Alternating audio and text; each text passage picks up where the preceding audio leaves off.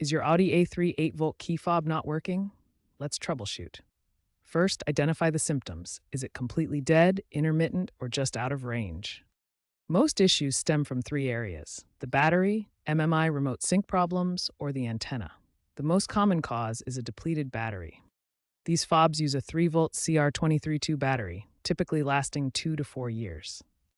If a battery replacement doesn't solve it, the issue is likely a sync problem or antenna failure.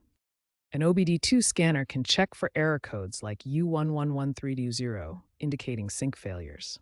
Remember that third-party diagnostic tools like the VCDS are becoming popular for diagnosing syncing fixes. A faulty antenna was addressed in the 2024 recall NHTSA campaign ID 24XXX.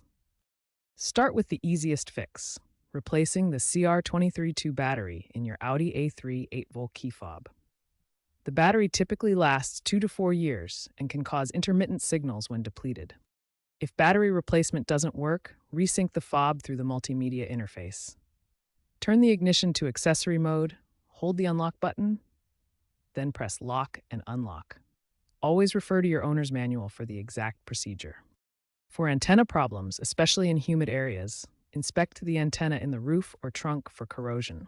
The 2024 recall has addressed antenna faults in many A3 8-volt models, potentially improving signal range. If DIY fixes fail, especially with sync or electrical issues, see a certified Audi mechanic for BCM resets and firmware updates. This prevents theft risks. Proactively replace the battery every 3 years to avoid problems.